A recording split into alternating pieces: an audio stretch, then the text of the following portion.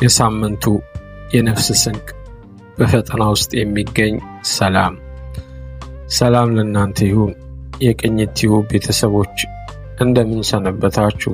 ዛሬ በዚህ አዲስ ሳምንት ነፍሳችሁን የሚያረሰርስ አእምሮአችሁን የሚያሳርፍ ሳምንታዊ መንፈሳዊ መልእክቶችን ይዤላችሁ መጥቻለሁ። ዋናው መልእክቴ ወዳጆቼ፣ ሕይወት አንዳንዴ እንደ ባህር ማዕበል ትናወጣለች። ጭንቀት፣ ስጋትና የነገ ተስፋ ቢስነት በራችንን ሊያንኳኩ ይችላሉ። ነገር ግን አንድ እውነት አለ። መርከቧ ውስጥ ያለው ጌታ ከማዕበሉ ይበልጣል።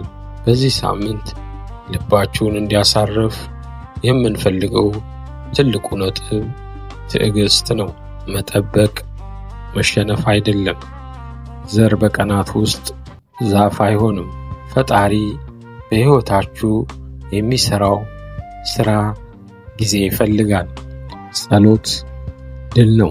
ጉልበታችሁ መሬት ሲነካ መንፈሳችሁ ወደ ሰማይ ይረቃል። በጸሎት በርቱ።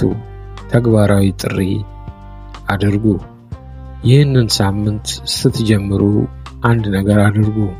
በዙሪያችሁ ላሉ ሰዎች የፍቅር እጃችሁን ዘርጉ። ክፉ ለሚያደርግባችሁ ምርቃትን ስጡ።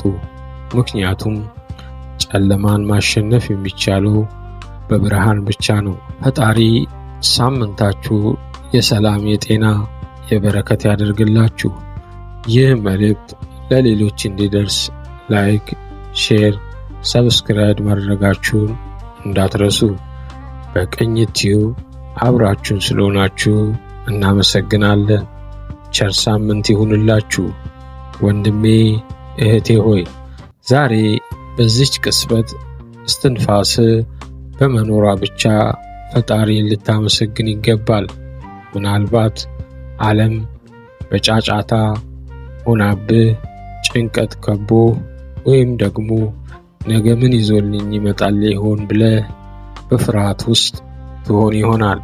ነገር ግን ስማኝ፣ ያንተ መኖር በምድር ላይ በአጋጣሚ የመጣ ሳይሆን ፈጣሪ አስቦበት ወዶ የፈጠረ ድንቅ ፍጥረቱ ነህ። ዛሬ የምንነጋገረው ስለ መታደስ ነው። መታደስ ለሰው ልጆች አስፈላጊ ነገር ነው። አእምሯቸው በእግዚአብሔር ተስፋ ሲታደስ መኖራቸውን ይፈልጉታል። ተስፋ መቁረጥ መንፈስ ከሕይወታቸው ውስጥ ይወጣል። ብዙዎቹ ዛሬ ወጣት እህት ወንድሞቻችን አእምሯቸው ባለመታደሱ ተስፋ በመቁረጥ ወደ ሞት መንገድ እየሄዱ ነው። ዛሬ ቆም ብለን ማሰብ ያለብን ስለ መታደስ ነው። መታደስ የሚጀምረው ደግሞ ብቻዬን አይደለሁም ብለህ ማመን ስትጀምር ነው። የልብ መረጋጋት እና እምነት ያስፈልግሃል። ልባችን በብዙ ነገር ይቆስላል። በሰው ንግግር፣ በኑሮ ውድነት፣ በጤና ማጣት ወይም በጸጸት ሊደማ ይችላል። ነገር ግን ፈጣሪ የሚፈልገው ሙሉ የሆነውን ሰው ሳይሆን የተሰበረውና ወደ እርሱ የሚጮኸውን ልብ ነው። ተስፋ አትቁረጥ። ትላንት ያለፈው አልፏል። ነገ ደግሞ ገና አልመጣም። ያለህ ቀን ዛሬ ብቻ ነውና ለፈጣሪ ልብህን ክፈት፣ ለቀቅ አድርገው። ሁሉም ነገር በጉልበቴ እወጣዋለሁ ስትል ትደክማለህ። ነገር ግን አንተ እርዳኝ ብለህ ለፈጣሪ ስትሰጠው ሸክምህን ያቀልልሃል። ባህሩ ሲናወጥ መርከቧን የሚያረጋጋት መልሕቅ እንደሆነ ሁሉ የሕይወት ስትናወጥ መልሕቅ ፈጣሪ ይሁን። እርሱ የማይተኛ የማይታክት ጠባቂ ነውና። በዚህ ሳምንት ውስጥ አዲስ ጅማሪ ያስፈልግሃል። ብዙዎቻችን የሰራናቸው ስህተቶች ወደ ፈጣሪ እንዳንቀርብ እንቅፋት ይሆኑብናል። እኔ ኃጢአተኛ ነኝ፣ እኔ አይገባኝም የሚል ድምፆች በውስጣችን ተስፋ ለማስቆረጥ ሁሌም ይጮኻሉ። ነገር ግን ይህ ጩኸት ያንተ አይደለም፣ የጠላትህ የዲያብሎስ ነው። ፈጣሪ ሁልጊዜ ይፈልግሃል። ይህ ግን የውሸት ድምፅ ነው።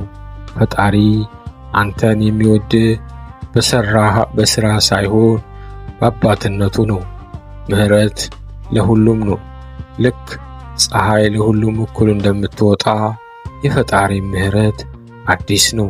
ለልጆቹ ሁሌም አዲስ ምሕረትን ያደርጋል።